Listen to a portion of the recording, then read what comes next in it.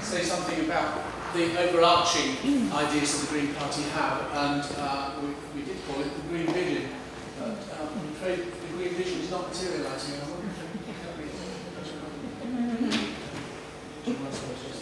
wonder if here we go. Yeah. This is our key message: social and environmental justice.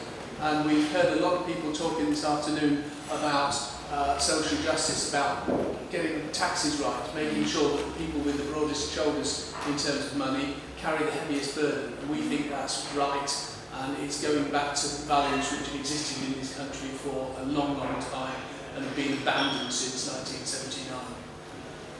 And the environmental justice bit, well, that's obvious, isn't it? We see every day on our TV screens about climate change and acidification of the oceans. Here in the rich West, we are consuming the resources of 3 planets, and we can't go on like that. We've got to start living within our ecological boundaries, otherwise our grandchildren are doomed. There's no other way of putting it. So it's a gloomy message, but we can turn it around. Here's a little cartoon that came out of New Internationalist, which just perhaps underlines the point that Gavin was making a little bit earlier. There's the fat cat on the up escalator, and there's the rest of us.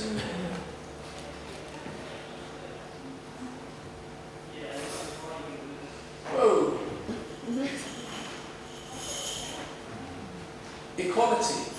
Gavin also mentioned why equality is important for the economy, because if poor people, if me, you, the rest of us, if ordinary people don't have enough money to buy stuff, then the whole economy just spirals downwards. But there's also more to it than that. How many people here have heard of the book called The Spirit Level?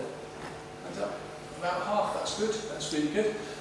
What did they discover? This was a massive sociological study, and they found that societies that are more equal economically are less violent, they have longer lives, they're healthier, and they're more trusting. There are even fewer teenage pregnancies. So, and there is a better, people can get on better. People talk about the American dream, but the fact is that the American dream isn't working, it's more like an American nightmare. And America is one of the most unequal countries in the world. I'm going the wrong way now. Going backwards. I don't know how to use this stuff. There we go. I can now play with my pointer. Look. No, yes, it's there. Nothing but a dot. So I've only put one graph in. I remember Stephen Hawking's book about time. I read the first 2 chapters. Like everyone else, then gave up. His publisher said that for every equation, Stephen, you put in this book, you will lose half of your readership. So I'm only going to put one graph in here. But it's a graph of inequality.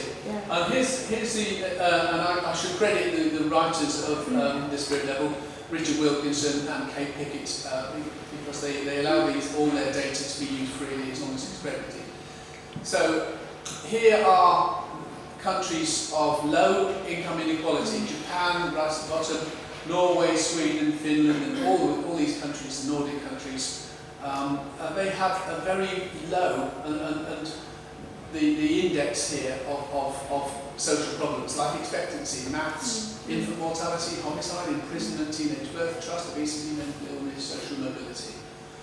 They do really well on all of those things because they are equal. But there's us, just above the middle. Here's the United States of America. Now, actually, this is what, I don't understand maths here, but those of you who know about maths, it's a logarithmic scale. So actually, the US is much, much more unequal than this graph suggests. So it should be somewhere up there, apparently. The good thing about being more equal is we have fewer social problems. And equality is the alternative to growth. Gavin spoke quite a bit about growth and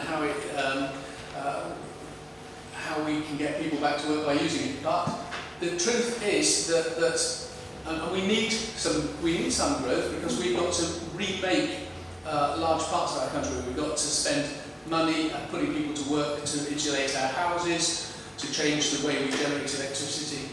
But when it comes to consumer goods, economic growth growth is not making us any happier. There have been endless studies and evidence about this, and we sacrifice too much for economic growth. We work our guts out, we spend less time with our family, and we trash the environment.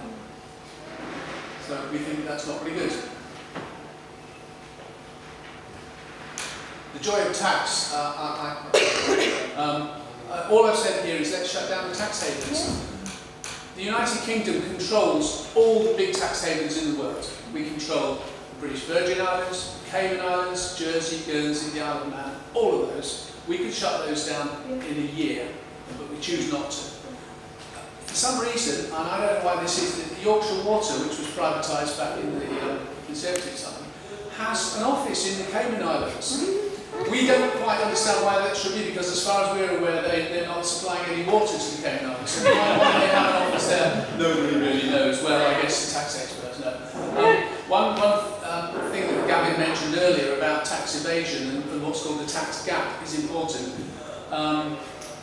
Figures vary, but my tax guru is a guy called Richard Wilkinson.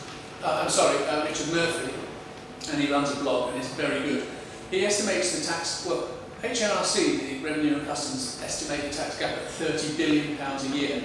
That's taxes that are evaded, which is just downright criminal, taxes that are avoided by clever lawyers and accountants logging profits in Luxembourg, places like that.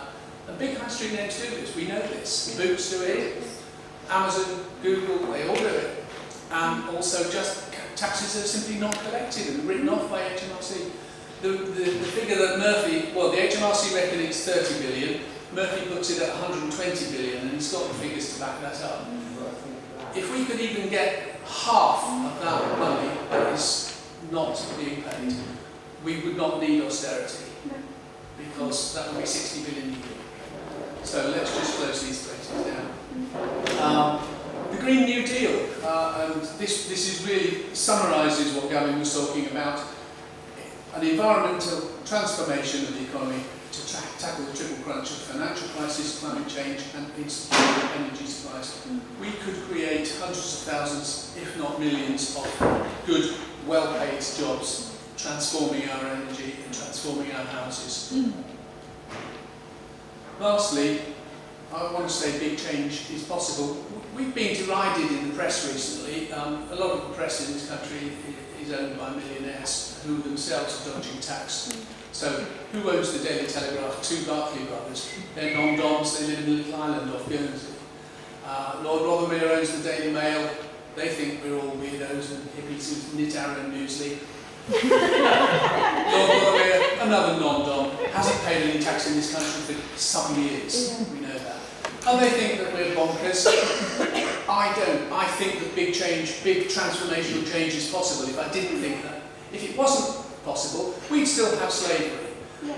I wouldn't be here talking to you because you wouldn't have the vote, I wouldn't have the vote. Women wouldn't have the vote, certainly. Working class men wouldn't have the vote. We'd still be sending children down to coal mines if big change wasn't possible. So we can do it, and we can do it in the face of the popular press who tell us we're all bonkers. And so I want to end where I started, about justice. This quote here was attributed to Martin Luther King. In fact, it goes back a lot further than that. The arc of the moral universe is long, but it bends towards justice. So I believe that wholeheartedly. And what I want to say to you guys is, if you haven't been involved in the campaigning leagues, then please give us a hand. Even if you only spend half an hour helping